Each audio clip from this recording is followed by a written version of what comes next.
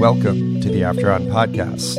I'm your host, Rob Reed, and this is a series of conversations with thinkers, founders, and scientists. Take a little time and stretch out, because these talks are unhurried and meant to bring you to a top percentile understanding of something important. So, whether you're into startups or ideas, a techie or a lit major, take your time, engage your mind, and you'll be glad you did it. Especially this week, when we'll be talking to Sean Carroll. Sean is a research theoretical physicist at Caltech who is also a popularizer and accessibilizer of tough scientific concepts. He is a fellow podcaster in this role, and I'll tell you a lot more about his podcast toward the end of today's episode. He's also written 4 books that sufficiently ambitious non-scientists should be able to navigate, including the New York Times bestseller, The Big Picture, and an upcoming book called Something Deeply Hidden, which will be published on September 10th. That new book concerns the subject of today's conversation, which is the bizarre and ethereal world of quantum mechanics. Virtually nothing that we equate with modern life, like computing, the internet, mobile phones, or anything else involving a transistor, would be possible without the wildly successful equations and predictions that we derive from quantum mechanics. However, you'll notice I didn't say anything about our understanding of quantum mechanics because we don't have one. And I mean that literally. One of the most famous proclamations in science came when the revered physicist Richard Feynman said, quote, "I can safely say that nobody understands quantum mechanics," because we really have no idea what's behind the bizarre rules governing the quantum mechanical domain of photons, subatomic particles, and other tiny things. Virtually everything that happens down there completely violates our intuitions about reality and how it works. Now, a tiny fraction of theoretical physicists have strong opinions about what's behind all that, but there's absolutely no consensus between them. They're divided between 5 main schools of thought, each of which has multiple sub-schools, plus there's maybe a dozen-ish more fringe interpretations out there, each with at least a few incredibly bright adherents who have dedicated their lives to contemplating this stuff. Yet nonetheless, we have these incredibly precise quantum equations and predictions that the world essentially runs on. Weird, right? I approached this interview with some trepidation, because as I admitted at the end of the last episode, I've been trying to understand quantum mechanics with varying levels of diligence and engagement since the 90s, and I've only had very limited success, which itself was extremely hard-won. But I can say, after this conversation with Sean, I finally kind of get this stuff, and that I finally have a real grip on the core definitions, the most significant quantum behaviors, and a sense for where the key mysteries lie, and for how the main schools of thought differ in their interpretations of them. To this, I credit Sean and his patience, as well as a powerful set of analogies which he's developed, which helped me frame certain things much more successfully. If you listen to this episode carefully, and perhaps twice, and definitely on 1x speed, you should have excellent prospects of achieving a similar breakthrough. And I'd say Sean and I cover almost all of the key elements of quantum mechanics that are prone to drift into everyday conversation, the one exception being the behavior Einstein famously labeled spooky action at a distance. This is a fascinating ramification of something called entanglement. Sean and I will discuss entanglement extensively, but we didn't quite get to the behavior that so haunted Einstein in our main interview. And so for backers of the show on Patreon, Sean was kind enough to do a remote recording session with me to discuss this subject. And I'll say a little bit more about that, as well as about Sean's podcast after the interview. Now, before we get started, I have another quick installment of my unusual sponsorship from the venture capital firm Obvious Ventures, which bears no resemblance whatsoever to traditional advertising, but instead takes the form of interviews that I conduct with smart people about emerging science, technologies, and markets, which is hopefully what you tune into this show to get anyway. This is actually the 8th and final installment of this sponsorship series, and as foreshadowed on prior episodes, it features Obvious co-founder James Joaquin describing an emerging market that his firm would very much like to invest in hopes that one of you might be part of a high-quality startup that's targeting that market and is seeking investment capital. So James, you're doing this probably unique thing in the history of podcasting, which is inviting startups in a very specific domain to reach out to your firm for investment capital. What's driving that? Typically in venture capital, VCs process a lot of incoming deal opportunities. But at Obvious Ventures, we try to take a thematic approach. We want to pursue a particular investment idea and try to go find interesting teams, interesting entrepreneurs.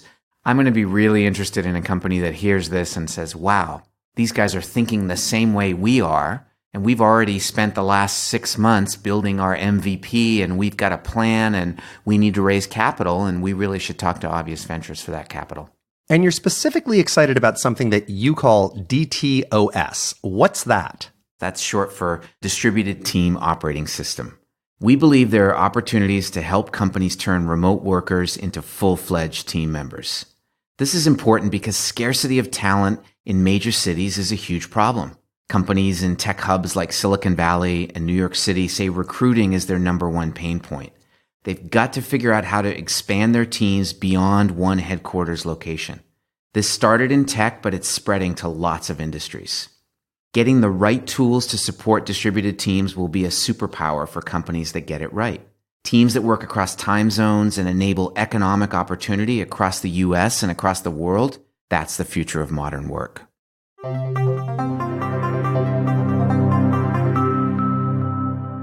So, Sean, thanks so much for having me over to your office. This is actually my very first time visiting Caltech, so I'm really glad that we're able to meet here. Before we dive into the spectral world of quantum mechanics, I thought it might be interesting if you could give us a quick survey of the two nodes of your professional career. It's almost as if your career is in a state of superposition. It's almost like that. Yeah, one thing I do, the day job, what pays the bills is I'm a research theoretical physicist here at Caltech, which means I sit in my office or at Starbucks or wherever with pencil and paper, or these days with iPad Pro and Apple Pencil, and scribble equations. And I'm trying to figure out the laws of physics, roughly speaking, grandly speaking, I suppose. So traditionally, I've done a lot of work in cosmology, field theory, gravitation. So things like what happened at the beginning of the universe, what's the universe made of, dark matter, dark energy, things like that. These days, it's more in foundations of physics, so foundations of quantum mechanics, for one thing, we'll be talking about today, but also statistical mechanics. So that's my research, write papers, put them in journals, have graduate students, the whole bit. And then when I'm not doing that, I have an active program that is more outward facing. So part of that is writing things like textbooks, but part of it is writing things like trade books. So books that I've written so far on the Higgs boson, the arrow of time, the big picture, and now quantum mechanics. Yes, so upcoming in September. That's right. September 10. It's called Something Deeply Hidden. The subtitle is Quantum Worlds and the Emergence of Space-Time. So Something Deeply Hidden is a quote from Einstein. When he was a kid, young Einstein is given a compass, and he holds it in his hand and moves it around, and the needle always points to the north. And in his own retelling, this is what got him interested in science. He said there must be something deeply hidden going on that explains this weird phenomenon. And he stuck with that attitude for his whole life, that we don't simply in science accept results. We want to understand what's going on. And that turns out to be very relevant for our current conversation about quantum mechanics. And let's not leave out that you're a fellow podcaster. I'm also a podcaster. That's right. The Mindscape Podcast. Yeah, I've been doing this for a little bit less than a year now and having a great time. And I looked online last night. I am 2 episodes ahead of you, which means that you will pass me within the month because I only do a couple episodes a month, and you keep up a very relentless week in, week out. You had 5 episodes in April, but I would say anybody who enjoys either of these podcasts would enjoy the other. And you do a great deal of science, but you range very broadly as well. You had a wine genius on just a couple of weeks ago. Yeah, that's part of the joy for me. When I was writing my book, The Big Picture, because of the broad scope of that book, there was neuroscience and philosophy and evolutionary biology involved. So I got to knock on people's doors and interview them, right? Jack Szostak, who's a Nobel Prize-winning biologist. I could call him up and say, hey, can I come visit and chat for a couple hours? I'm writing a book. And when the book was done, that ability went away. I no longer had the license to do that. But now I have a podcast, and I can do that. Yeah, I have a similar background in that many years ago, I wrote a book about the rise of the internet as a commercial medium. As it was happening, 1996, I was writing it. And that was pure license to talk to anybody. And I interviewed over probably 200 people for that book. Wow. And then that license vanished for decades. Right. And then I started doing the podcast, and I was like, oh, wow. I get to do that again. Yes. This is really, really cool. So, of course, today we're going to be talking about quantum mechanics, above all, the many worlds interpretation of quantum mechanics, which you subscribe to and is a fascinating one in terms of its ramifications, particularly for me as a science fiction writer, I'll add. And I'll just frame things by saying my own fascination with quantum mechanics began when I first entered the tech industry. I'd studied Arabic and Middle Eastern history in college, so I didn't have a traditional Silicon Valley background, to say the least. And I quickly discovered that essentially every tech product in the world is enabled by quantum mechanics, in that every single semiconductor, starting with the very first transistor in 1947, has been designed around extremely well-modeled quantum behaviors and profoundly reliable quantum equations. And given how ubiquitous technology is, I think it's fair to say that probably most of what separates life today from life in 1947 sits atop this foundation of a partial mastery that we currently have of quantum mechanics. And what was bizarre about that to me was two things. First of all, I found the entire quantum realm to be so bizarre and essentially impossible to understand, and even hard to believe in as I dove deeper and deeper into it. And the other thing was that very few, if any, of my colleagues in Silicon Valley knew any more about this stuff than I did. If you weren't involved in designing semiconductors, it didn't really impinge on your life. But given that this entire edifice, trillions of dollars in value, basically modern society, and the bigger picture, tens if not hundreds of millions of lives saved or extended by products that sit on top of this. Anyway, the contribution of quantum mechanics to modern society is impossible to overstate. But I would imagine you might argue that all that is eclipsed by the contribution it has made to science and to our understanding of reality. Is that true? I would argue that quantum mechanics is important because it's right, as far as we know. It is the way nature works.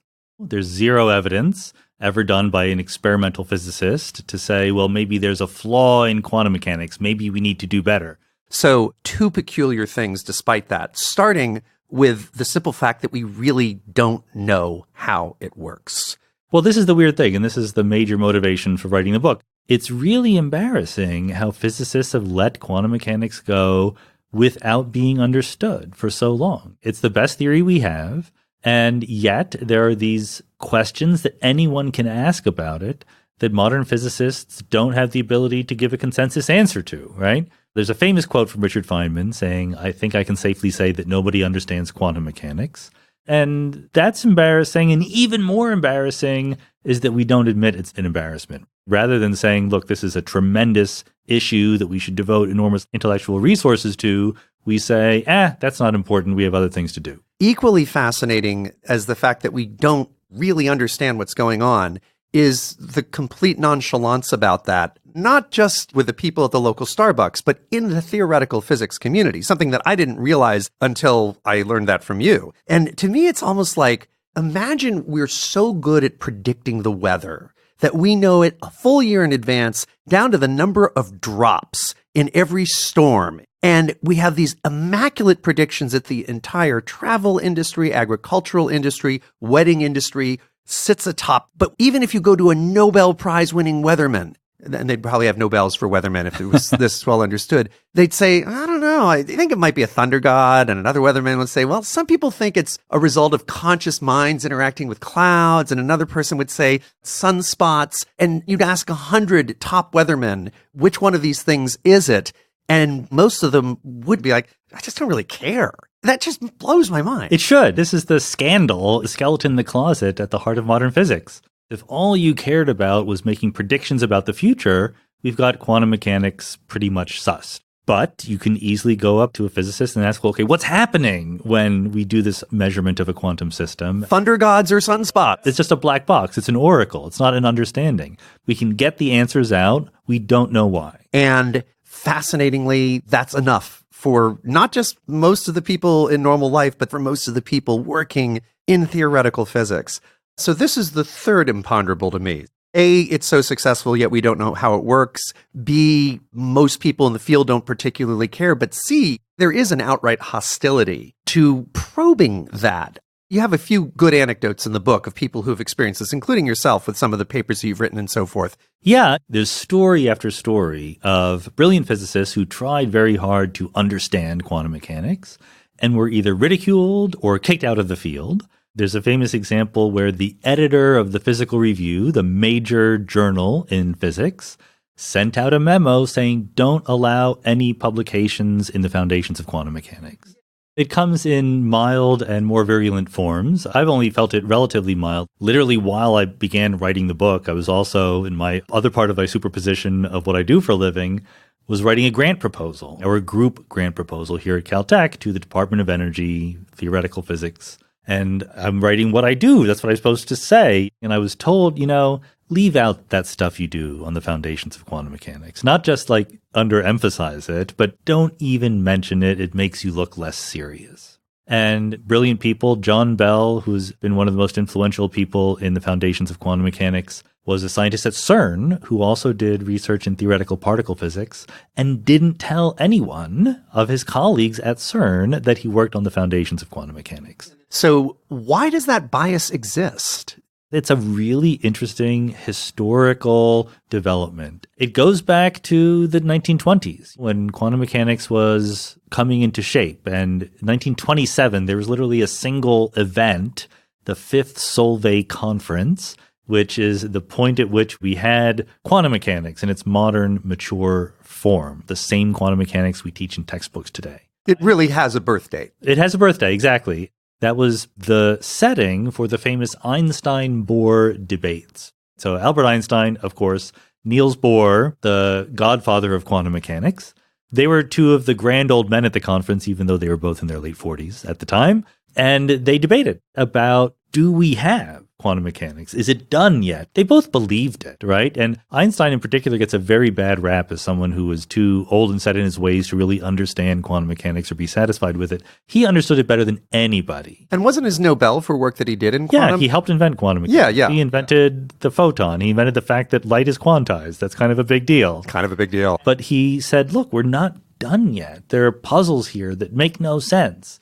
And he tried over the years to sharpen those puzzles into a true logical inconsistency and never quite succeeded at that. But the other side was Bohr and his coworkers who said, look, it's good enough. Let's stop talking about what really happens. Let's just use the oracle, the black box, and let's do work with it. And if you think about history, right, 1920s, okay, what happens soon thereafter? There's World War II, and in physics, there's the invention of nuclear physics, radioactivity, and soon thereafter particle physics, condensed matter physics, superconductivity. It's a really amazingly fruitful time in the history of physics, largely because quantum mechanics was invented. If you buy a new sports car, you could spend a year looking at the engine and trying to understand it, or you could take it out for a spin, right? So the last 90 years of quantum mechanics have been taking out for a spin without really understanding the engine. And that Bohr-Einstein debate persisted over many, many years after the Solvay conference. It did. And Bohr never really understood what Einstein was saying, but he won the PR battle. Bohr was an amazingly successful mentor. He had an institute, he had acolytes, he was personally enormously charismatic and charming, and his word was spread. And Einstein was kind of a loner, didn't really like to work with people. And very often when he did collaborate with someone, he would stop talking to them soon thereafter because they did something that he didn't approve of. And so his word never quite got out there in the same way. And he's Einstein, right? It's not as if he was some little gadfly who no one had heard of. To set the stage for talking about quantum physics, just a very, very brief overview of Newtonian physics to give us a point of comparison, particularly the all-encompassing salience of two simple variables, position and velocity. Newton invented classical mechanics, as we now call it, in the 1600s. And it was really Pierre-Simon Laplace, circa 1800, who put his finger on this fact that if you knew the position and velocity of everything in the universe, Newtonian mechanics lets you predict everything that will ever happen and retrodict everything that ever did happen in the past. It's the clockwork universe. Just those two variables. Exactly. So you need to know where everything is, where every particle or every little bit of fluid or whatever it is, and how fast they're moving. This is what we call the state of a physical system in Newtonian mechanics, the position and the velocity, because that's the info you need to predict what will happen next. And toward the end of the 19th century, physicists might have been forgiven if they thought they were getting near the end zone, right? Because of the great depth of understanding of both particles and fields. What Newton gave us in the 1600s was a general framework. He gave us a paradigm, a way that physics could be. You give me stuff, and then you tell me where it is and how fast it's moving, and I tell you everything else. And so the whole project of physics seemed to be trying to figure out what was the stuff of which the universe was made. And then you plug into the Newtonian cookbook, and everything follows from that. Now, by the end of the 1800s, it seemed that there were two kinds of stuff. Everything is either a particle or a field. Matter is made of particles. The forces between the particles are mediated by fields. Those seem to be a good general framework for doing physics. And then it was just a matter of what are the particles, what are the fields? And then, circa 1900, it all comes crashing down. It all comes crashing down. Very, very roughly speaking, the road to quantum mechanics, which was not easy, it took 27 years. And two things happened. We realized that particles had wave-like properties and fields had particle-like properties. And this was very confusing, and ultimately quantum mechanics unified the two things. So the thing that happened first was this idea that fields have particle-like properties. Okay, so James Clerk Maxwell in the mid-1800s pointed out that electricity and magnetism were two sides of the same coin. So we talk about the electromagnetic field. And what we thought in the late 19th century was that we had finally understood light. It wasn't particles. It was a vibration, an oscillation in the electric and magnetic fields. But there were a couple of little problems with that idea still hanging around. One is what was called Blackbody Radiation. Take a hunk of matter, doesn't matter what it's made out of, anything at all, put it in an oven, let it sit there for a very long time so it comes to an absolutely uniform temperature. Take it out, it'll be glowing because you've heated it up. Look at all of the light that it's emitting. It's going to emit some long wavelength light, some medium wavelength light, some short wavelength light. That's called blackbody radiation. So as physicists, you want to say, okay, let's explain that form of radiation. And they did the calculations. And for the long wavelength light, they got it exactly right. Everything seemed to work. For the short wavelength light, their calculations were very clear. Everything you put in the oven should be emitting an infinite amount of short wavelength light. Of ultraviolet. Of ultraviolet. An infinite amount according to the wave calculations that existed. That's crazy. So they labeled it the ultraviolet catastrophe. All right. And the problem was semi-solved by Max Planck, whose name I insist on pronouncing in the way he would have pronounced it, even though I don't say Einstein, so I'm not consistent. And Planck said, let's just imagine that when light is emitted by the glowing object, it comes in discrete packets of energy. So if you know what the wavelength is, I will tell you how much energy there is in a single discrete packet. Long wavelength light has less energy per little packet. Short wavelength light has more energy. And then he got beautiful agreement. He predicted a new form of blackbody radiation that agreed exactly with whatever had been observed. So the distribution of light intensities at different frequencies matched perfectly if you figured that light was traveling in packets. Planck didn't say light comes in packets.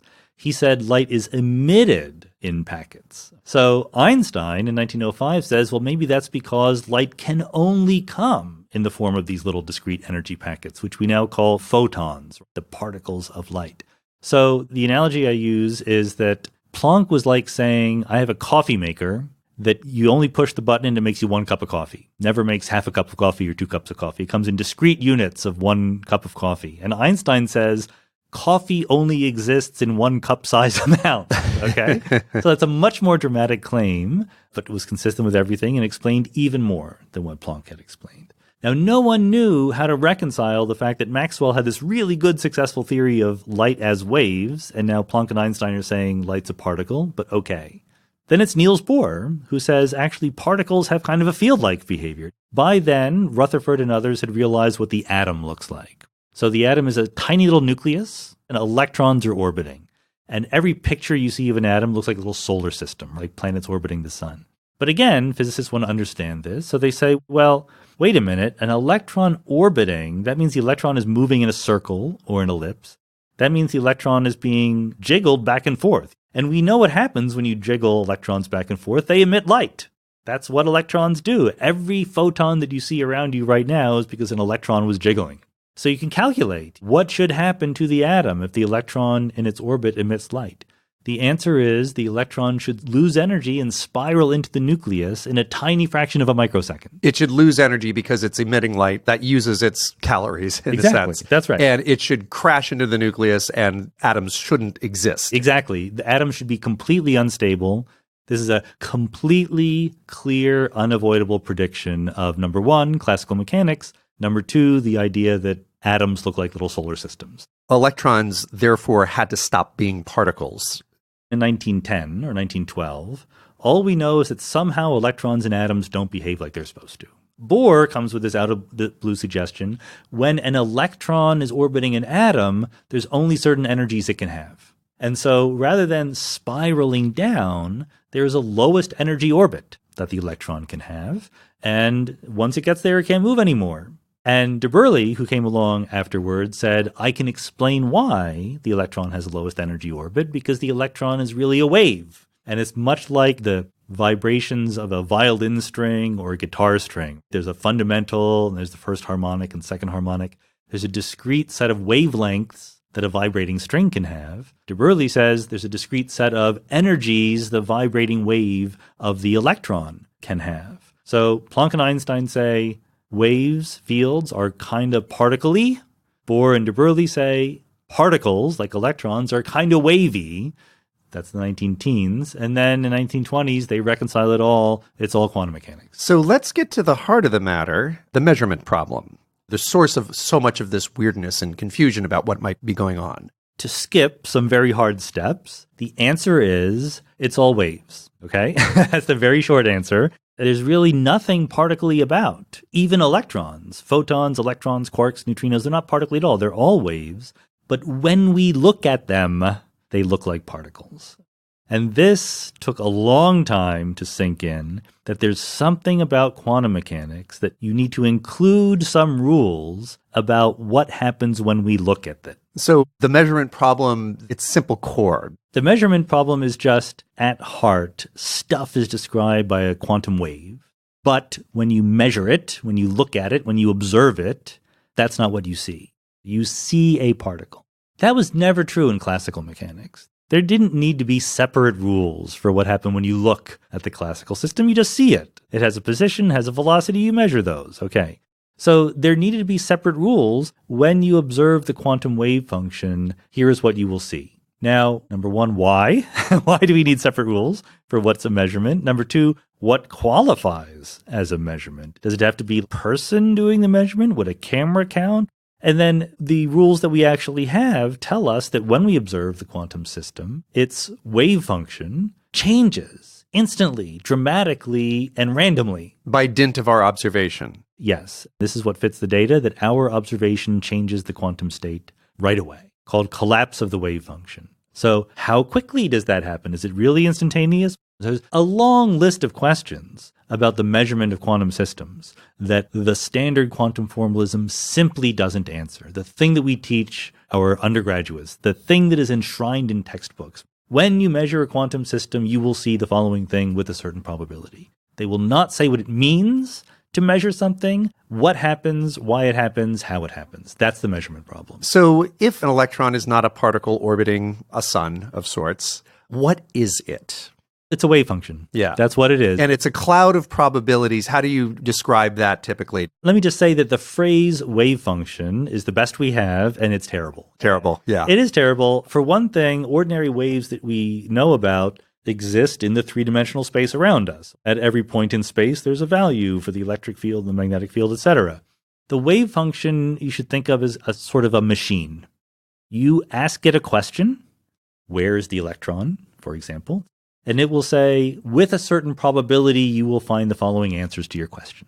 If all you care about is the position of one electron, then the wave function at every point in space, it has a value, and that value tells you the probability of seeing the electron there. So if the electron is in an atom, the wave function is concentrated right there in the atom, very close by to the nucleus, and it fades to zero very rapidly as you go further away. So it's a probability curve of finding the electron at any given point. That's right. That's why I sometimes call it a cloud of probability, because it really is this fuzzy thing. Now, there's one big caveat there. If you have two electrons, you don't have two clouds. And this is very, very annoying. but it's also the secret to quantum mechanics. If you have two electrons, rather than for electron A, I give you the probability of finding it anywhere, and for electron B, I give you the probability of finding it anywhere, quantum mechanics says I need to give you the probability for both observations at the same time. So for every possible set of locations they could both have, there's a probability. Let's talk about Newton and the fact that position and velocity encompassed everything. When it comes down to an electron, we can't talk about either of these things. But sometimes in certain cases, we can pin down a position. Let's talk about how that happens and how when we pin down the position, the velocity is completely inaccessible to us. And in fact, it doesn't even exist. Right. Already in our discussion of quantum mechanics, we're at the point where there's nothing I can say that someone won't disagree with. Okay, this is how bad it is. We're getting into the part of non-consensus. Yeah, exactly. And it's not that you need to go into very advanced questions. All you have to say is, well, what is the wave function? What does it mean? Is that what the electron is? Or is that just part of what the electron is? Or is it just our knowledge of what the electron is? Nobody agrees on these questions. Now, I have a point of view, and from now on in the conversation, everything I say will be assuming my point of view. And that point of view is that the wave function is what is real. That's what actually exists. It's not that there is an electron and we don't know where it is.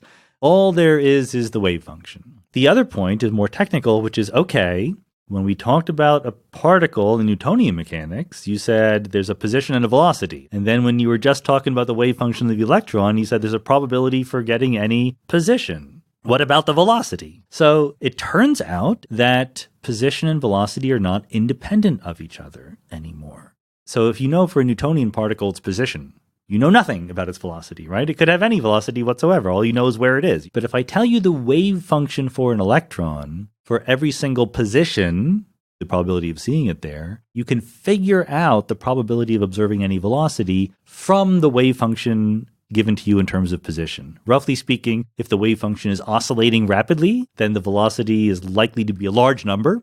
Combining that philosophical point, the wave function is what is real, with that technical point, one determines the other, you end up with the uncertainty principle, which is that in my language, all there is the wave function. Position and velocity are not properties that electrons have. They are possible things you can measure. So you can measure the position or you can measure the velocity, but you're not measuring pre-existing things. You're getting a result with a certain probability. And the way wave functions work are, if the position is very, very localized near to one point, then you have no idea what you're going to get for the velocity. And vice versa. If there's a very certain velocity, then the position is spread out all over the place. So the uncertainty principle says there is no quantum wave function for which both the position and the velocity give you definite answers. So when you have an observation, just sort of put it in simplistic language, by the act of observing, you cause the electron to suddenly look like a particle. In a sense, you pin it down to one location at that point. In a sense, yes. The act of observation makes it exist somewhere for that moment that you're observing. Is that fair to say? That's as close as you're going to get. Once you've observed it in one place, it's enormously probable that you're going to observe it right there again. That there it is. So in a sense, the act of observation concentrates all the probabilities of where the electron may be to something close to one point. That's right. And instead of a cloud of possibilities, we have 100% or something that rounds to that certainty that the electron is right here, right now.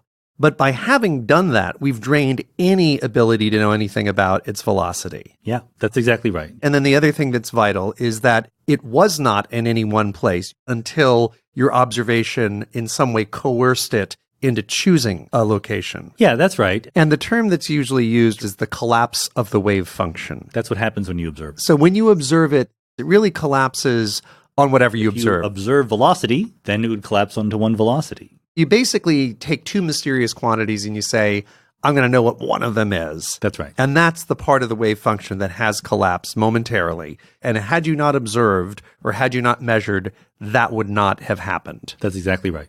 To give an example of how this plays out in the laboratory, well, actually it played out as a thought experiment for decades, but ultimately played out in the laboratory. Could you describe complementarity and the notorious double slit experiment? The double slit experiment was a thought experiment that was cooked up to help people realize how weird quantum mechanics seems to our intuition. It's only fairly recently done in the last couple decades. Anyway. Yeah. So the point is you have two slits in a screen and you shoot some stuff at them, and then you observe what comes through the slits at some detector on the other side. First, imagine good old classical pellets, like a pellet gun. And guess what? If you shoot them through two slits, on the other side, you're going to observe a pattern of hits of the pellets that look like two slits, right? Because that's what they pass through. They basically represent the shape of the slit. The pellet has to come in on a trajectory that makes it through the slit. So let's say they're paint pellets, and you have a big old canvas on the other side. You're going to have two rectangle-ish looking shapes with a little bit of scatter pattern around them. Exactly right. Whereas if you take your two slits and put them in a tub of water and slap one side of the water and let the waves move out in a circle from where you're slapping, the wave can pass through either one of the slits. It breaks into two waves. And they will either constructively interfere, so they build up even higher than any one of the waves themselves. Two peaks hit each other and become a super peak. Or they can destructively interfere, so that where one is peaking, the other is troughing, and they cancel out and you get nothing. So you end up with a semi-regular pattern of high amplitude and low amplitude. That's right. It's the middle of the other side of the slits. You'll see a big peak, and then you'll see littler peaks fading as you go further away from the middle. So a very, very different pattern on your canvas than you would have had with the pellet gun. Yeah, that's right. So then you try it with electrons. You shoot the electrons one at a time. Let's just shoot the electrons one at a time. Why not? The point is you do detect them one at a time on the other side. You get a little splat, particle-like, because when you observe electrons, they look like particles, right? But you do this for many electrons, but one at a time, like you said, and you observe the pattern of splats, and you might think that they look like two slits, just like the classical pellets did.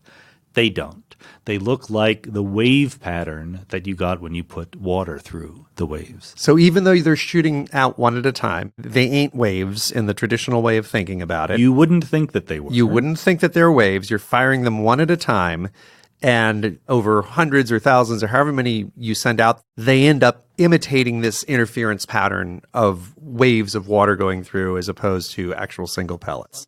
Every electron is interfering with itself, which is something that waves do, not something that particles do. Which makes perfect sense if you think that electrons are really waves and that you made an observation at the detector. So far, that's fine. But to drive home the weirdness, you can say, well, what if I measure which slit the electron goes through? Because if I believe the electrons are waves, it had to go through both slits. So now I want to see which slit it goes through. So I'm going to put a detector there and measure, did the charge go through one slit or the other? And you're expecting at this point that it's gone through both because it's a wave. Except you've never observed half of an electron anywhere. Right. When you observe it, you force it to be in one location. Exactly. The electron will go through either one slit or the other. You will never observe it going through both slits. And when you look at the pattern on the screen on the other side, the interference has gone away. Now that you're measuring which slit the electron goes through, it acts in a purely particle-like way, and you get the same kind of pattern on the other side that you got when you shot a classical pellet gun through two big slits. So again, as we were saying earlier, by looking, you have forced it into a position, and this is manifesting itself on the actual photographic paper or whatever is on the other side that's detecting the pattern of the landings. And when this was first discovered, I suppose that a lot of people thought, wow, does this mean there's something strange about consciousness? And the fact that we're observing this is having this clear impact on matter. And it knows when we're looking and it knows when we're not, and it behaves one way when we're looking and it behaves another way when we're not. Well, that was certainly an implication or a possible direction you could go down. As soon as it became clear that making sense of quantum mechanics required separate rules for the act of observation or measurement, without specifying what that meant, the door was open for someone to say, well, look, observers are conscious creatures. I bet that human consciousness has some effect on the wave function of the electron that changes it when we observe it. And the double slit experiment is just an especially vivid demonstration of that idea. Let's talk about spin, because that's in some ways a simplifying thing. An electron will essentially have two spin states, correct? That's right. And it's either up or down by the language. Yes, that's right. So you have some magnetic field and you pass an electron through it, and it will either be deflected upward or deflected downward along the axis defined by that magnetic field. This is again a situation in which you pin the electron down and it either has to be up or down. That's right. And it's the act of observation that makes it up or down. Yep, exactly. Prior to that, it was in superposition. Could you explain what superposition is, both when we're talking about spin and also when we're talking about location? The idea of a superposition is the electron is in every possible position. That's what it means to say the electron has a wave function. These are supposed to be two synonymous ways of speaking. You might say there's a wave function. I could calculate the probability of observing the electron there. Or I could say the electron is in a superposition of every possible position. It's in all of those positions at once. That's right. It's in some of them more than others. That means there's more probability for seeing it there. And notionally, before we measure the spin of the electron, it's neither up nor down. Just like we expressed the wave function of the electron as saying to every possible position we could observe, there's a probability. It's much simpler when we only think of the spin, because there's an infinite number of answers we could get to the position of the electron. Yes. But there's only two answers we can get to the question, what do we observe the spin to be? So the so-called wave function for the spin of the electron is just a number associated with spin up and a separate number associated with spin down. And is it 50-50 generally? No, it can be whatever we want. Before it goes through the magnet that causes it to make a choice, could you say, these electrons here are 90% likely to be up and 10% likely to be down, where those are 90% likely to be down and 10% likely to be up? Yeah, we can prepare electrons in whatever wave functions we want. So we can easily make them 90% up, 10% down. Oh, that's interesting. So what are some of the popular explanations of what happens when we collapse the wave function and establish that an electron is up versus down? Well, first I'll tell you some version of what we call the Copenhagen Interpretation. This is what became enshrined in 1927 and is taught to our undergraduates ever since, which is basically don't ask that question. There's something called observation, there's something called measurement. It's not explained in terms of other things. It is a fundamental part of quantum mechanics. It is roughly compatible with what you think. You have a microscope or a particle accelerator or whatever, and the wave function just is a black box that tells you the probability. And wave functions collapse instantly when you make a measurement. If the electron was spin up plus spin down 50-50, if you measure it to be spin up, the spin downness of it went away once and for all, disappeared. Okay, many worlds, which was invented by Hugh Everett, who was a graduate student at Princeton in the 1950s, says the following thing. If you look at what we're taught by our elders are the rules of quantum mechanics, there are wave functions. They evolve according to the Schrödinger equation.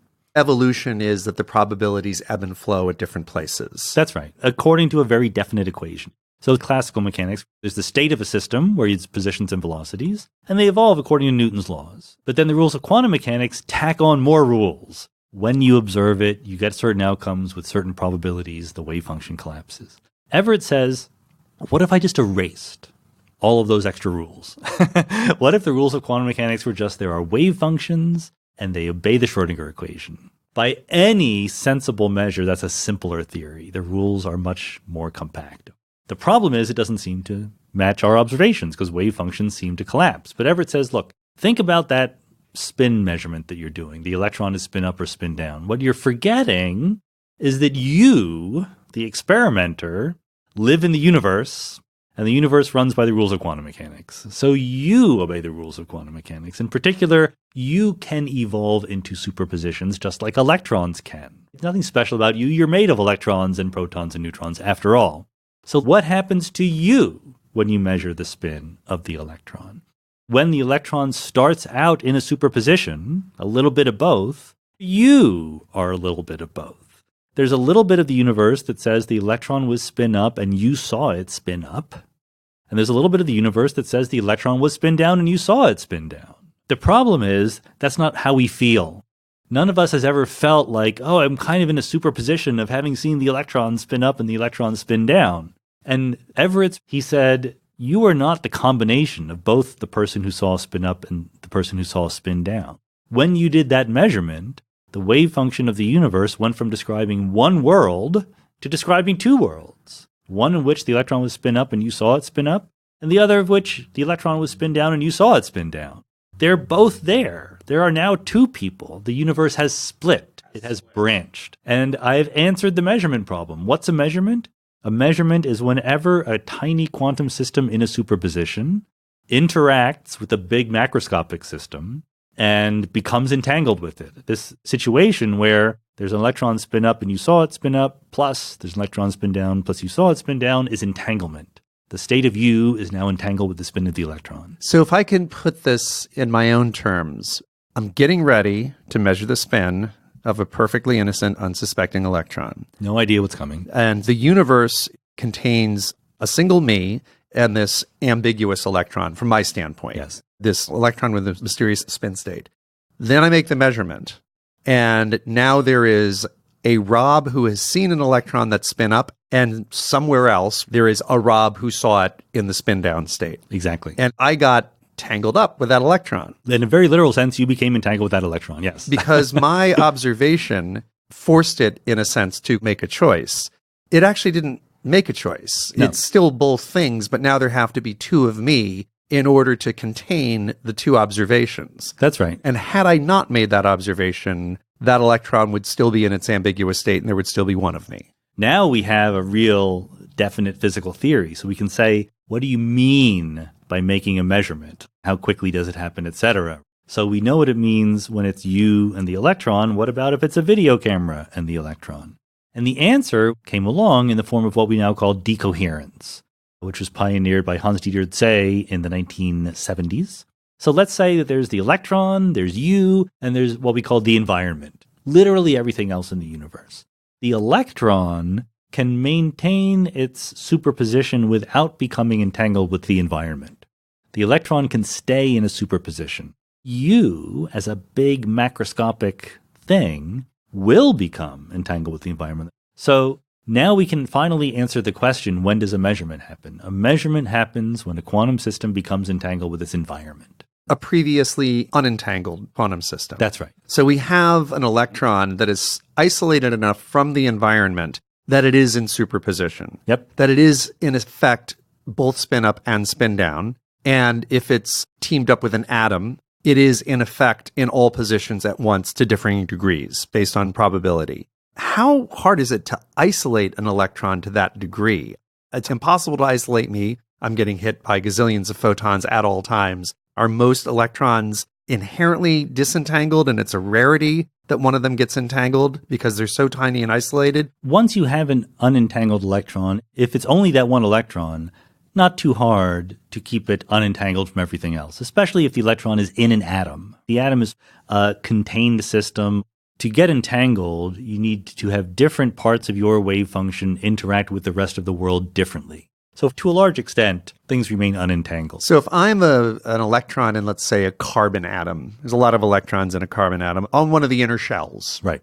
Probably nothing's ever going to perturb me. I will be in a disentangled state for perhaps billions of years. That's right. But I don't want to give people the impression that the wave function doesn't branch very often. Yeah, for a lot of electrons, they may stay in superposition for billions of years. But boy, are there a lot of electrons in the universe. But also there are things like nuclei giving off radioactivity. How much radioactivity does the typical human body give off? Do you have a guess? Like measured in what? How many times per second does a radioactive decay happen in your body? Not being made of plutonium or uranium, I would assume it's a low number. But the question you've asked suggests it's a shockingly high number. So I'm going to go with 800 times per second. 5,000 times per second. Oh, wow. Well, I was in the ballpark. Yeah, you're in the ballpark. It was within order of magnitude. Order of magnitude. But that's a lot per second. It's a lot. So the wave function of the universe branches into two, 5,000 times a second, just because of radioactive atoms in your body. So that is a lot of universes. So in the universe, there's a lot of branches, because every one of those 5,000 is a yes or no choice. It did decay or it did not. Right. So there's a branch in which it decayed, a branch in which it did not. Yeah. And then every human body, every planet, et cetera, et cetera. So there is a great deal of branching that is going on. That's right. The core mystery that needs to be explained is, why do things act differently when they're being observed? Yeah. And why is it that macroscopic objects like us don't seem to exhibit these behaviors, but if you get down to the electron scale, they do? Are those the two questions that the competing explanations of which many worlds is one?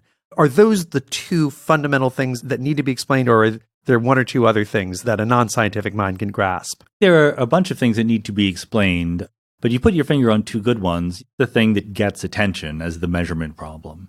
Now, you've mentioned this other problem. Why does the world look approximately classical, right? Why isn't quantum mechanics very evident in our everyday lives?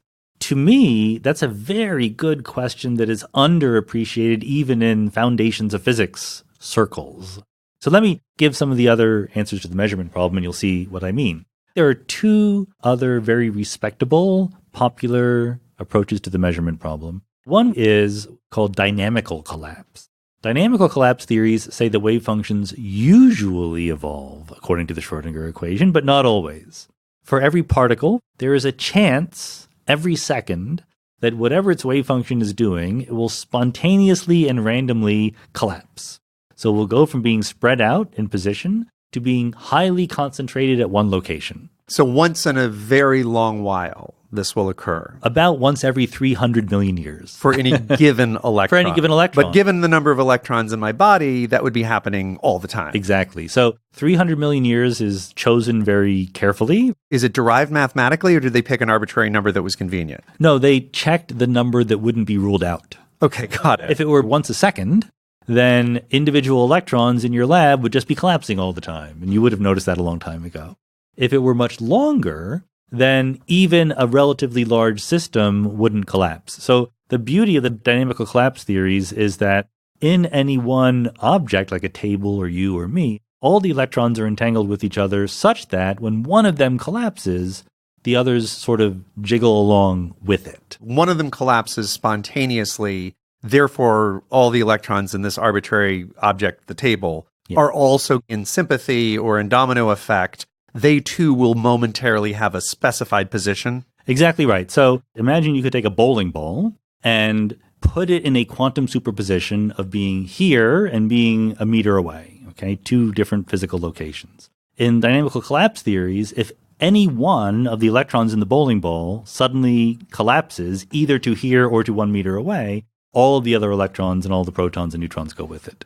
So we've sort of imposed classical behavior on the world. That sort of anchors large objects to behave in Newtonian manner. That's right. And they picked the once every 300 million year number because that conveniently anchors anything big enough for us to see. But it's rare enough that if you decide to test it, you're going to have to sit in your lab for 300 million years. So good luck disproving that. Or you make a collection of 100,000 or 1 million atoms, and you wait patiently. What about a collection of 300 million Well, atoms, you need right? to keep them very, very cool and isolated from the rest of the world and not becoming entangled with photons in the room or anything like that. That's very, very hard to do. So what people are actually doing is getting tiny sets of something very, very cool, probably liquid helium or something. And this process of an electron spontaneously collapsing will gently heat up the material. Okay. So it adds energy to the system, and that's observable, and they're testing that right now. So somebody is trying to test this. Oh, yeah, absolutely. Yeah. Right. And they're doing a very good job. Are the people doing it from the camp that generally believes in this and would rather like to prove it? Or are they from the camp that is sick of hearing about this crap and would like to disprove it? I'm sure they would like to prove it. Nobel Prizes would be falling down on their heads. Is GRW, is that what this theory is called? GRW, Ghirardi, Ramini, and Weber were three of the people who first proposed a version of this theory, but it's in this larger set of theories called dynamical collapse theories.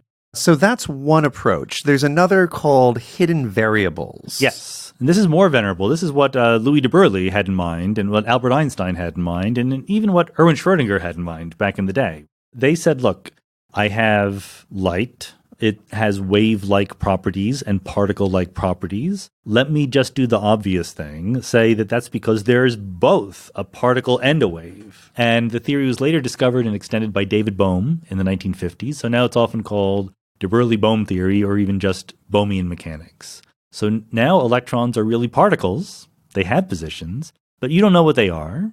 The probability in quantum mechanics just comes from your ignorance. You don't know where the electron is. The wave function is a whole separate thing, and the electron interacts with the wave function. And the way that it interacts is it gets funneled into where the wave function is big. So you're more likely to observe it where the wave function is big than where the wave function is small. There are two elements to reality. There's the locations of the particles, and there's the wave function. So in your view of things, the electron simply does not have a position. In their view, the electron always has a position. We just don't happen to know what it is. That's right. And then one of my favorite ones, because I really loved Picasso, is Cubism. Of course, that has nothing to do with Picasso. Nothing at all. But could you give us a quick zippy tour of what Cubism says about this odd behavior? Well, Everett says, okay, there's a wave function and it evolves smoothly, according to the Schrodinger equation.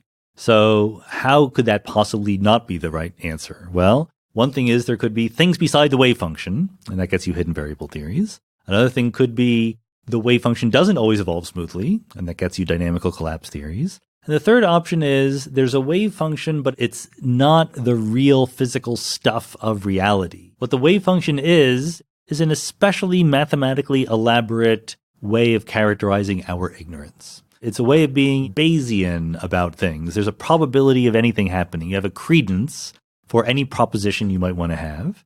And the wave function is just a tool for calculating your personal credence that the electron will be seen to be spin up rather than spin down. So does this bring consciousness into the equation? Because there's something in Cubism called participatory realism, which again sounds like a form of painting. Yes. So does human consciousness start getting integrated in Cubism? Yes and no. And look, I have tried very hard to understand Cubism, and I don't. I'm not sympathetic, so there might be some mental blocks that are preventing me from doing it. What I can say is that if you ask a cubist to lay out, the rules of Cubism, unlike any of the other options that we've talked about, the idea of an agent who has experiences and makes observations is intrinsically part of the formalism. So it does kind of sound like consciousness and volition are part of it. You have to ask, what is an agent? I don't know what the answer to that is. That's why I have trouble understanding these. Because you ain't no cubist. I'm not a cubist, but they are biting that bullet. Many worlds is obviously a radical view because of all those worlds that it implies. Okay. Dynamical collapse is a radical view because it makes the laws of physics truly and inextricably random. Hidden variables is probably the least radical. It just says there's stuff we haven't found yet. Yeah, it's the version of quantum mechanics that is closest to classical mechanics. It's the least crazy thing. Crazy not in a normative sense, but just in a deviation from previous ways of thinking sense. Cubism is the biggest crazy thing. It says we shouldn't be in the job of talking about reality. Reality comes into existence as a result of our observations, but it doesn't pre-exist. The job of physics is not describing reality, it's to predict observational outcomes. That is a hugely dramatic metaphysical shift in science and what we're doing here. And I think it's too big a shift. It's unwarranted because we have perfectly realist versions of quantum mechanics that fit the data. And what's an agent? Right. Why is it that agents seem to agree on the world if it doesn't pre-exist them and things like that? So it's really difficult for me to take it seriously. On the other hand, they find it difficult to take many worlds seriously. Right. So there's a symmetry there. There is a symmetry there. So if we took, let's say, 1,000 academic physicists, chosen entirely at random, and asked them, which of these theories do you adhere to? How many would say, I don't know and I don't care. It just doesn't interest me, so none. I think that'd be the winner. That'd be the winner. But if you ask that question at a cosmology conference or a quantum information conference or a condensed matter conference, you're going to get very different answers. There is sympathy for many worlds among people with cosmology or quantum gravity interests. In the quantum information theory community, where you're doing things like building quantum computers and stuff like cryptography. Yeah, cryptography, stuff like that. There's surprising sympathy for Cubism. And you can kind of understand that. That's what they're doing. They're measuring outcomes. They're agents getting experiences, calculating probabilities for them. That's what they do. And in the philosophy of physics community, dynamical collapse and hidden variables theories are the most popular ones. And you can understand that as well because they're perfectly well-formulated theories that don't have any metaphysical conundrums associated with them. The thing that just intuitively is most difficult to accept about many worlds is that these vast expanses populated by perhaps octillions of conscious systems are just propagating constantly. Just intuitively, I think most people who are hearing about the theory for the first time would basically leave it at that. And maybe to put it in more formalistic terms, you'd say conservation of matter and energy, this seems to be creating an awful lot of something out of nothing, or an awful lot of something out of a lone universe. Yeah, and I think that's a perfectly valid first intuition to have. But then you got to go through the math. And if you buy into many worlds, this current state of the universe you see around you is just one branch of the wave function. And that branch comes with what we call a weight. The wave function says, is this branch big or small? Is it thick or thin? Is it likely or unlikely? Is it a probability statement? No, it's there with 100%. So when you have the electron in spin up plus spin down, and the universe evolves into a combination of both spin up and spin down, basically, it's not like you're taking the universe and doubling it. It's like you're taking the universe and slicing it in half. And now there's two universes, but they're each half the size of the original universe. Every time you branch the wave function, the total thickness of the wave function doesn't change. This thickness, this is not something that's easily measurable, I assume. Well, you can prepare something like the electron wave function in any superposition you want, like we talked about, right? 1% up, 99% down, etc. So you know what it is. So then once you measure it, you know what the thickness is of the two branches that have been created. But once they've been created, you can't measure it. Yeah, and it just seems that whatever arbitrary thickness we assign to the universe, let's say in New Year's Day, midnight, 1950, it has an arbitrary thickness. It's a state at that instant.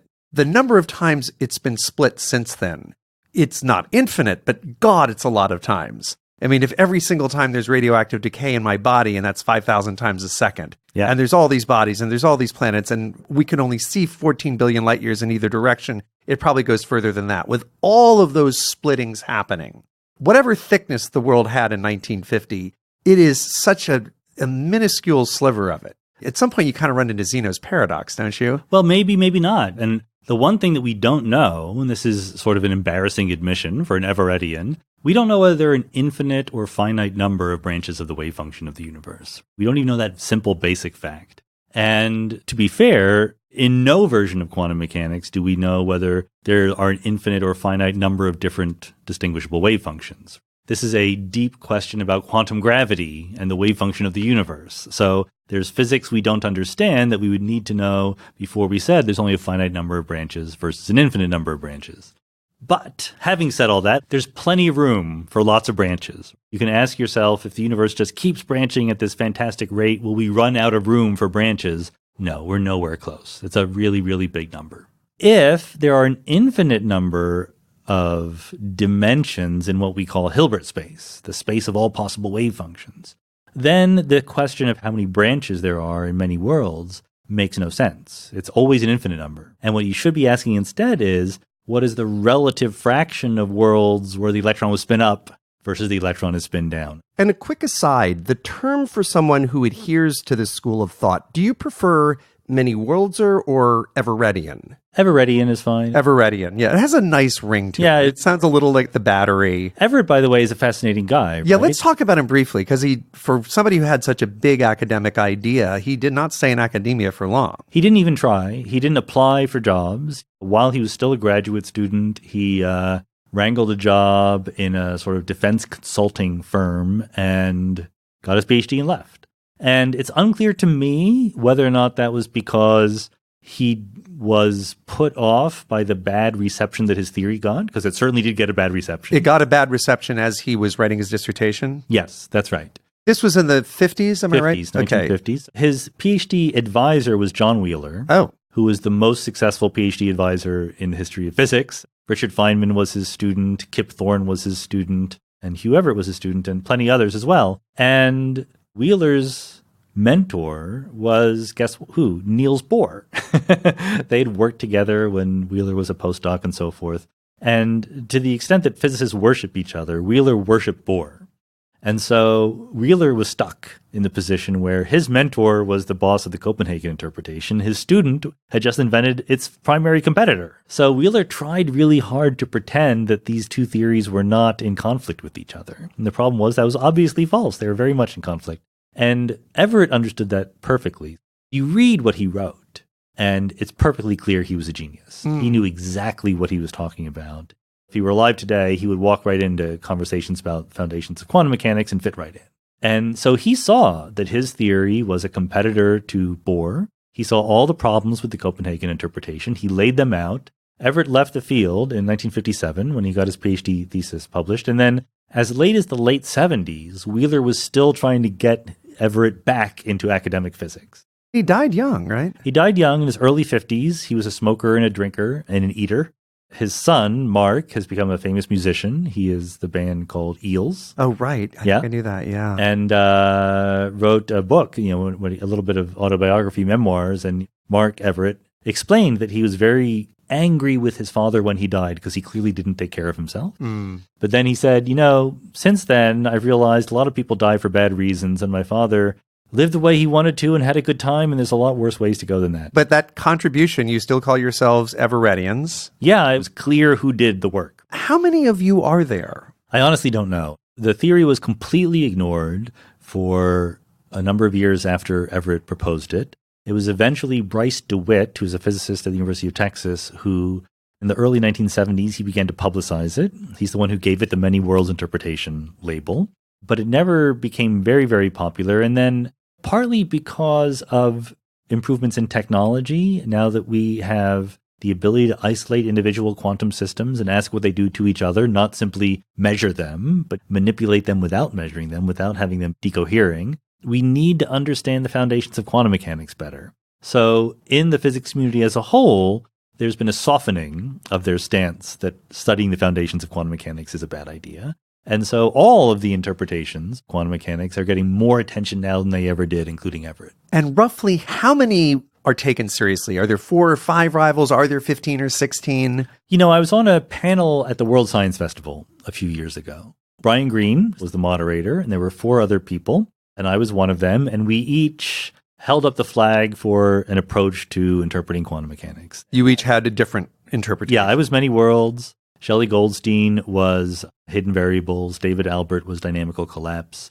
Rudiger Schock was cubism. Now, was that by prearrangement? That was the theme of the panel. That's right. Yeah. And I think that that's fair. I think that those 4 approaches are the most popular. Okay. I'd like to talk about the self in many worlds, because that's one of the most intriguing things that pops out of it. The notion that there are octillions of me. Yep. Quote unquote, out there. It is the right thing to think about because it is where many worlds radically deviates from our previous experience with physics, right? If you believe what Everett says, then when I measure the spin of the electron, there goes from being 1 copy of me to being 2 copies of me. And it's natural to ask myself the question, before I do that measurement, which one will I end up being? The one who measured the spin up or the one who measured the spin down? There will be 2 of you. Except, with a little footnote, they won't be of you in exactly the same sense. They are 2 versions of your future self, but they're separate people. And Everett introduced this analogy. It's like an amoeba. Yeah, it's a really good analogy. Right? Yeah. There's an amoeba, and it splits in 2, and then there's 2 amoebas. And for the original amoeba to say, which one am I going to be? You're going to be both of them. They're separate beings that came from the same original being. And they also have memories of being the original amoeba. Yes. And then thousands of generations of amoeba could all have equal claim to saying, I'm the original. What does it mean to have a relationship between you now and you 5 minutes ago or 5 years ago? Because in some sense, you now is not the same you as 5 years ago. We're a slightly different person. But in everyday life, we have no trouble relating ourselves. Okay? Yeah. But if you sit down and carefully ask, well, what is that relationship between you now and you 5 years ago? You might say, well, like you said, continuity of memories, continuity of some physical aspects. There's a pattern that is maintained over time. So it's not that there's any problems with the issue of personal identity in many worlds. It's just different than what it would be in a single world theory. So let's say that I'm in the lab and now I have a choice to make. I'm going to observe the spin up or spin down and know that as a direct consequence of that, there are going to be twice as many me's. There's already a huge number, but there's going to be twice as many me's going forward. And let's say, okay, I do that. And then there's the up me and the down me. That is such a trivial experience. And that's such a trivial factor in the way the universe is going to unfold, whether that electron would spin up or spin down. It would seem logical that those 2 Robs would go on to live almost identical lives. Yeah, that's right. Yeah. Well, unless they thought ahead of time, if spin is up, I'm going to ask her to marry me. And if spin is down, I'm going to go and be single, right? And then went ahead and did that. That's right. Which brings us to the app. Can we There is split an the app. universe right now? We can. Let's split the universe and first explain what the app is. Yeah, this is some folks who actually worked for Walt Disney in their spare time. They made a little app which splits the wavefunction of the universe. So as we know, splitting the wavefunction of the universe happens all the time because of radioactivity or whatever, but you can do it intentionally. One good way of doing it intentionally is sending a photon into what's called a beam splitter. A beam splitter is basically a piece of glass which is sort of halfway mirrored. Half reflective. Yeah, so there's a 50% chance the photon bounces to the left, 50% chance it just goes right on through. Since this is a quantum observation, by operating the app as we're about to do, you cause a photon that would not otherwise have been beam split to beam split. Exactly right. They found online a lab that had hooked up a beam splitter to the internet, and you can send it a query. You can say, please send a photon down and tell me whether it went right or left. And all they did was write a little front end for that thing where they call it universe splitter. And there are two options. There's a default which says take a chance or play it safe, but you can edit those. You can say, should I have pizza for dinner or should I have Chinese food for dinner? Let's say snap once or snap twice. I'm snapping my fingers. Exactly. So Good. Snap one or snap twice. And so you're entering it now. Yep. And you basically click a button and it sends a little signal to this laboratory. It's in Geneva and it flashes. And it says that the photon did the thing which predicts that you should now snap twice. All right. There you go. So that is a high consequence quantum event. It's a big macroscopic difference between the two branches of the wave function. And one of them you snapped only once and the other one you snapped twice. Do you want to talk about the 50-number string that you put into your book? Yeah, so to make this vivid, I went online and found a quantum random number generator and used it to generate a 50-digit binary number. It looks like I randomly typed in zeros and ones. It sure does. I can attest to that. I agreed with myself, my past self agreed with my future self, to whatever I generated in that random number I was going to put in the book. And this was not a simple random number generator. This was a quantum number. Quantum random number generator. One confusion about many worlds is the idea that every time you make a decision, the world branches. That's not how it works. Anytime a quantum system in superposition becomes entangled with its environment, the universe branches. This is very specifically a quantum random number generator, which takes a quantum system, measures it in a basis where it was 50-50 one way or the other. So 2 to the power 50 is the number of possible binary numbers I could have generated. And if you believe many worlds, there's that many branches of the wave function. Which is about a quadrillion, about right? a quadrillion. And so what's unusual about this is you allowed this quantum event to have an impact on the macroscopic world. All of your quadrillion compadres were committed to the same project. That means that there are literally quadrillion versions of this book in the metaverse. Yes. And it's probably unique in that, unless somebody else has done the same.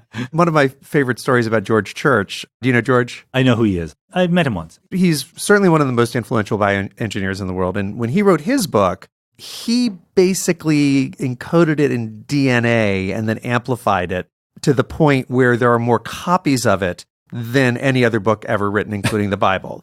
But next time I see George, I got to tell him, but there aren't quadrillion versions of it. The versions are all the same. Yeah, his versions are all the same. I forgot to actually do it. I thought about asking him to put it on the title page where like it says addition. And they would put like, I would convert that binary number into a decimal number and say it's this edition. How did you forget to do that? Maybe it's not too late. I'll try to. No, it's not. You're still in copy editing. Yeah, you I'll try to really, get that in there. really should do that. If you believe Everett, once again, the vast majority of the copies of me got a pretty random looking number, right? Mine was, I think, 24 zeros and 26 ones or something, what you would expect, right? Yeah. And if it were all zeros. And one of the quadrillion got all zeros. One of them did. And one of the quadrillions got all ones. And one of them got 0, 1, 0, 1, 0, 1, got 0, 1. very repeated patterns. So there are certain tiny fraction of the quadrillion numbers that look weird to us. Yeah. Right? They're created equal in some broader sense, but they look weird to us. And since every single one of them, by definition, had to play out somewhere, there are some arms of the Sean Carroll branch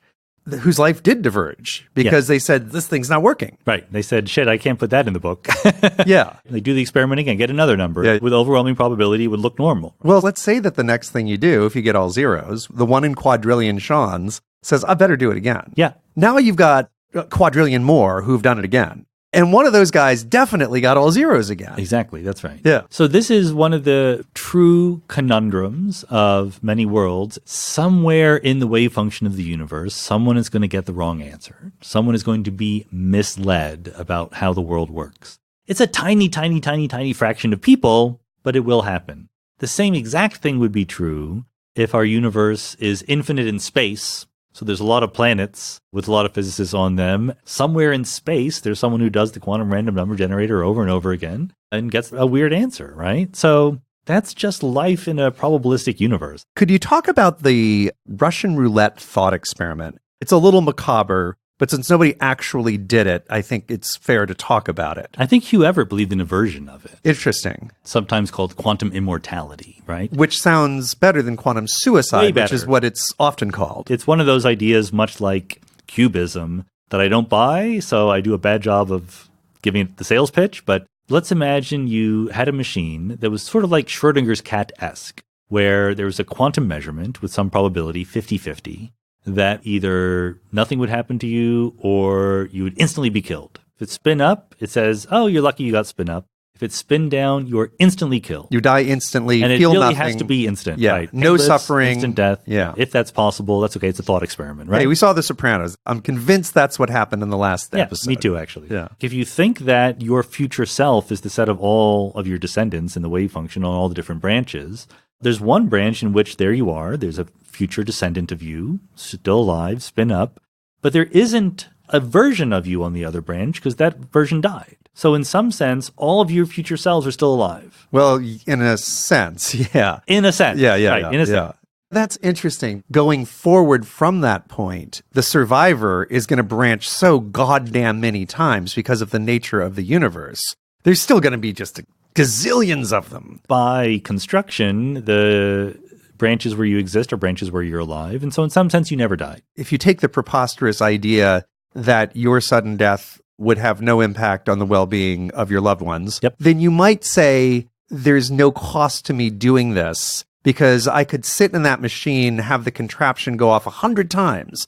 So the odds of surviving, on one way of looking at it, is 2 to the 100th power. But my conscious experience is simply going to be 100 misfires, and then I go off and have my normal day. That's right. And when Tegmark discussed this, his point was the one who survived would have a good reason to believe the Everett interpretation. Right. That was the thing that I thought was clever. Like, if you did go through that experience and the gun went off 100 times, then you would definitely be a committed many worlds person. I think that was the idea. At the end of it. Let's imagine a couple changes to this scenario.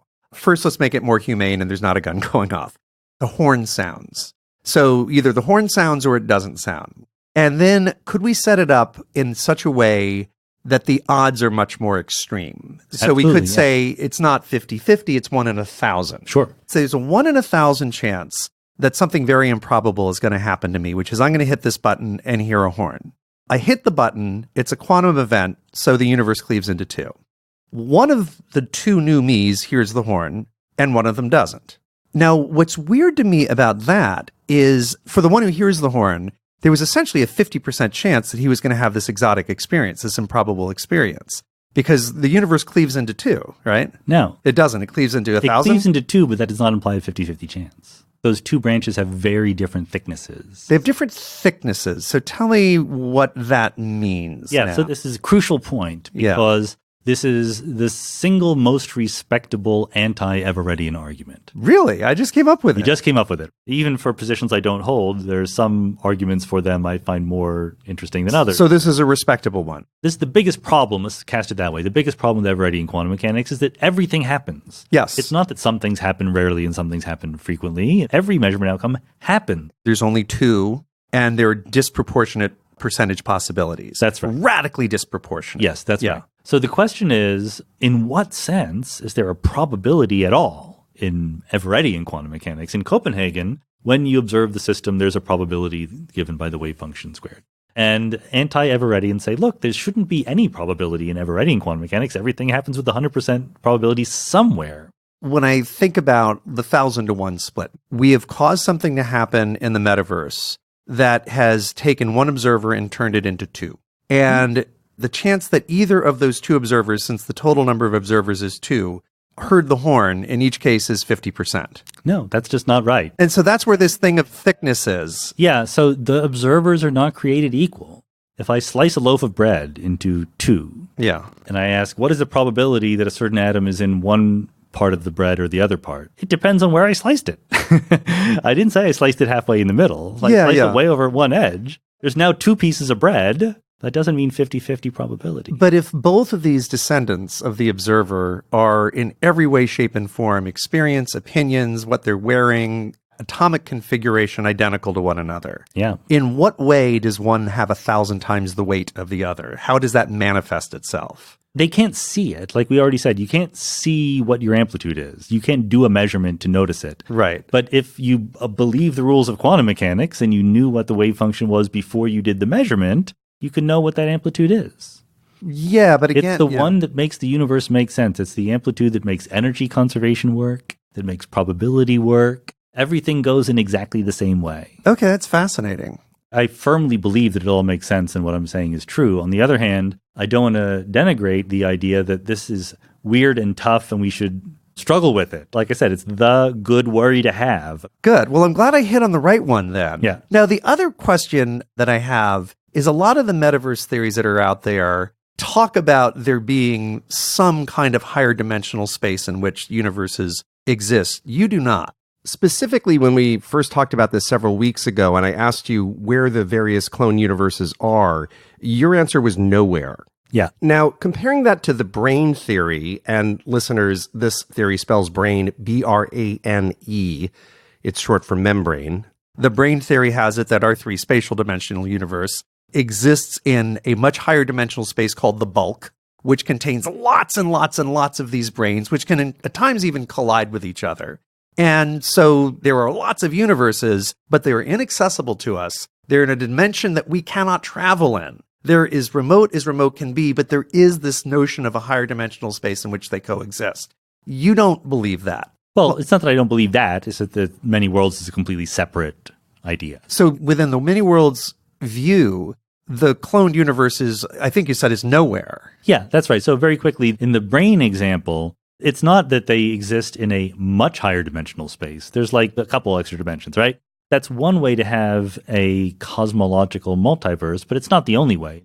The most popular way is just there are regions of space far away in our 3 dimensions where things look very different. Really? I've heard of, the notion of inflation creating a universe of de facto infinite extent, right? And there being many clones of me at great distances.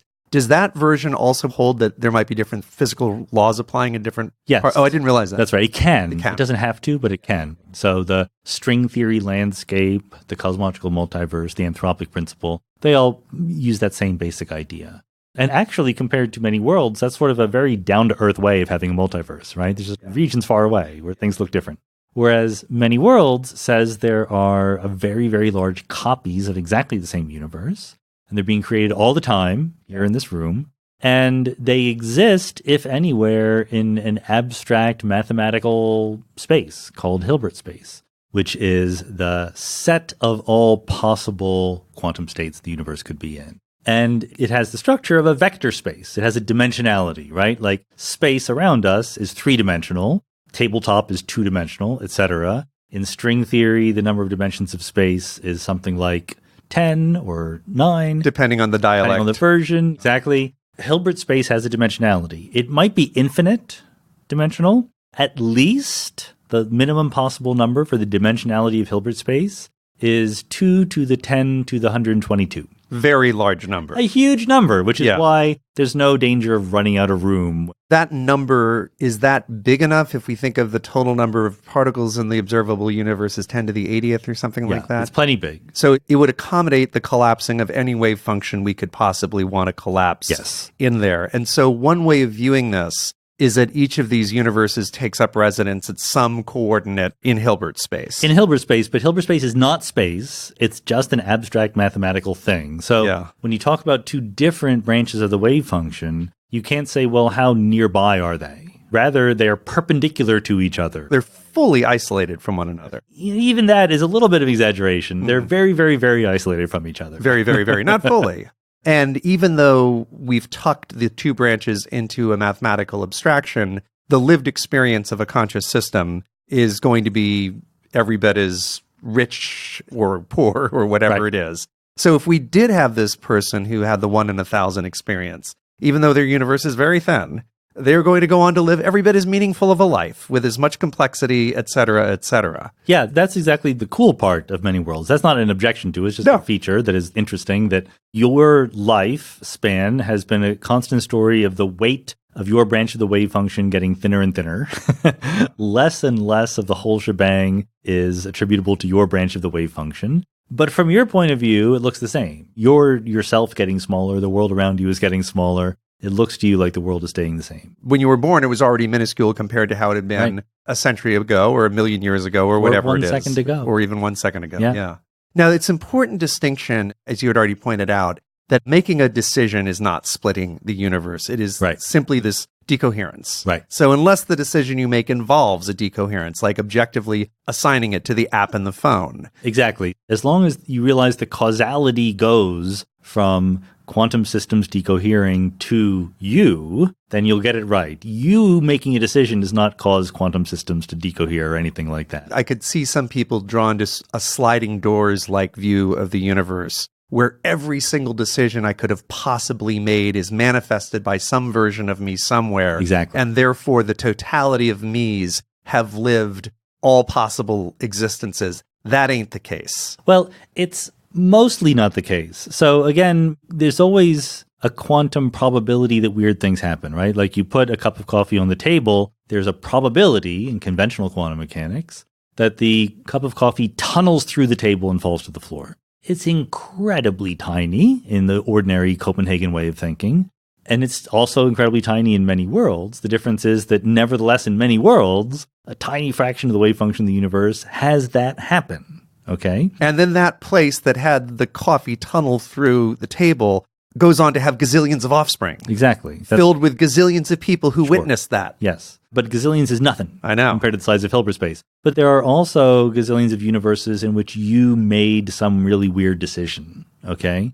But you didn't make it and that caused the universe to branch. Rather, there's an extraordinarily unlikely coincidence between various atoms in your brain that caused various neurons to fire that caused you to make a certain decision. So there are all sorts of weird possibilities that are happening out there in branches of the universe, including ones in which it looks like you made a different decision. But the causality goes from the atoms in your brain to your macroscopic self, not the other way around. So in this interpretation, there can actually be many radically different lived lives for any given person, even though any one of these quantum decoherences is such a tiny and seemingly insignificant. But again, event. you should always think of all these possibilities as being as if they have real probabilities of happening in a good old frequentist interpretation.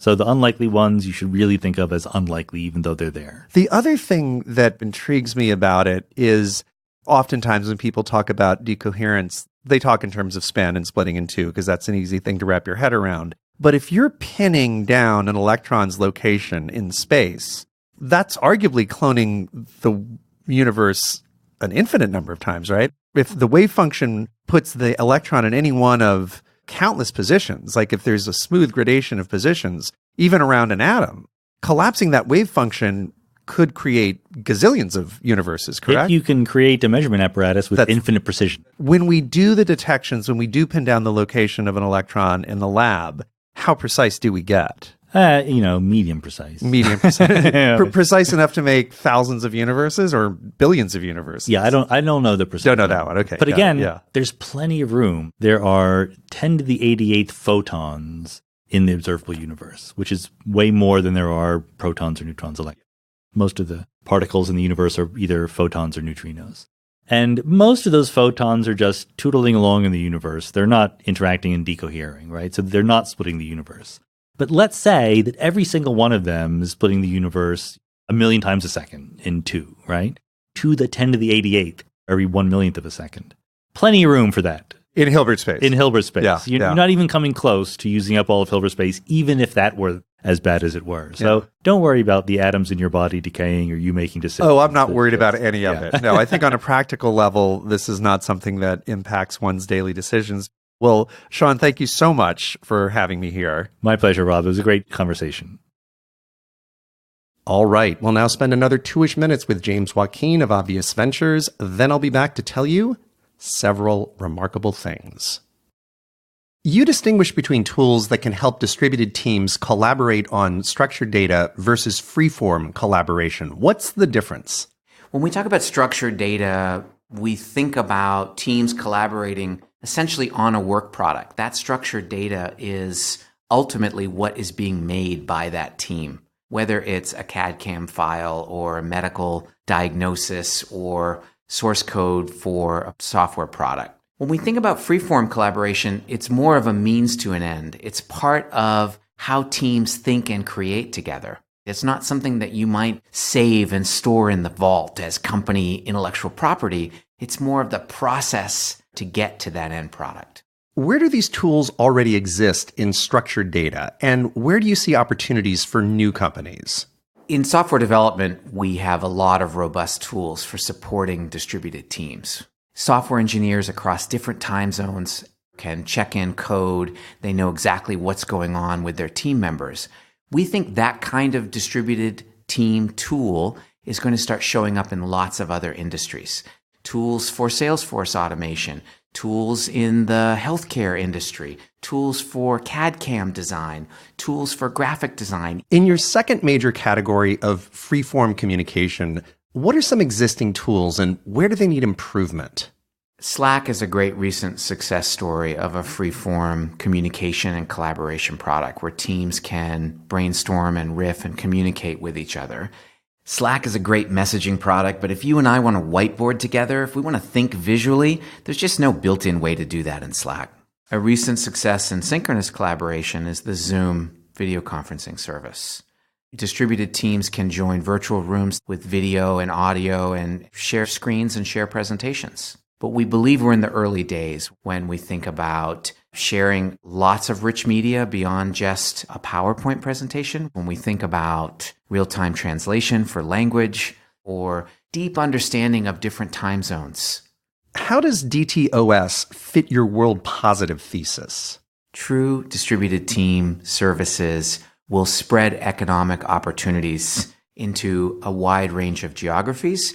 It can create a level playing field for economic opportunity, and it can save companies money as they grow these distributed teams, which will be great for the bottom line. Finally, and most importantly, what's your message to the entrepreneurs out there? If you're an entrepreneur working on interesting solutions to create truly distributed teams, send us an email to dtos@obvious.com. That's dtos@obvious.com.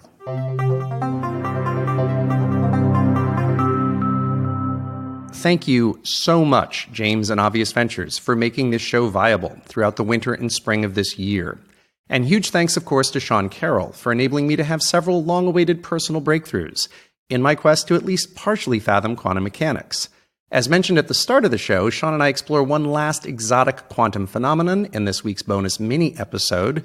For those who back the show at a level of $5 per month or more on Patreon, Patreon backers should receive this automatically through their podcast feeds, and anyone else can follow the quick steps to access it at patreon.com/Rob Reid, and Patreon is Patreon, and of course, Reid is REID.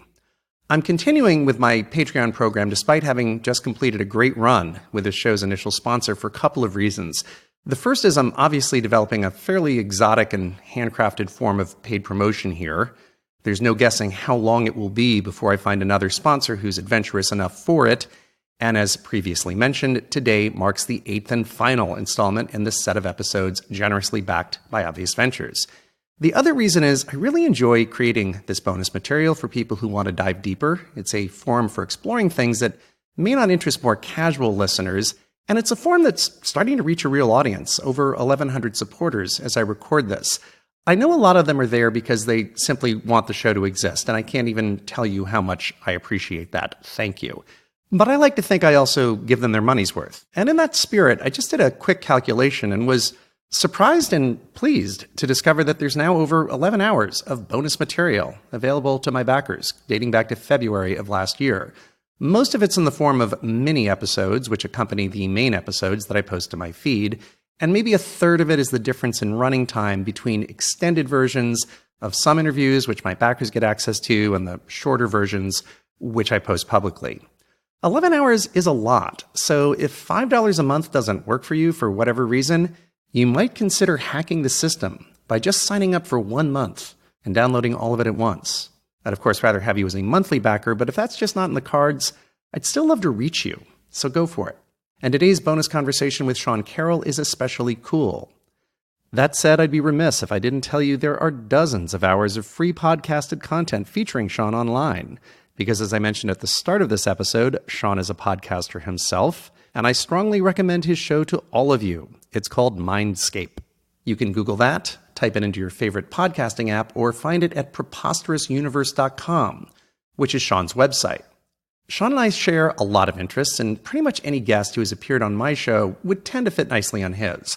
In fact, if you go to Sean's feed within a week of the debut of this episode, you will find this very interview there, because Sean asked if I'd be willing to let him present it to his audience, and I was both honored and delighted to say yes. Of course, there are some differences between our shows. One is that while Sean's show has a very strong scientific bent, it's more wide-ranging than mine has been thus far, featuring guests who are expert in things as diverse as music, wine, and poker. Speaking of poker, I asked Sean to recommend 3 specific episodes that he thinks After On listeners might particularly enjoy, and one of them features our mutual friend, Liv Bory, a professional poker player who studied astrophysics at the University of Manchester. She and Sean talk a lot about poker and probability, but also touch on astronomical topics like Fermi's paradox. Sean first posted that interview on July 23rd of last year, and I'll post a link to it in my own show notes.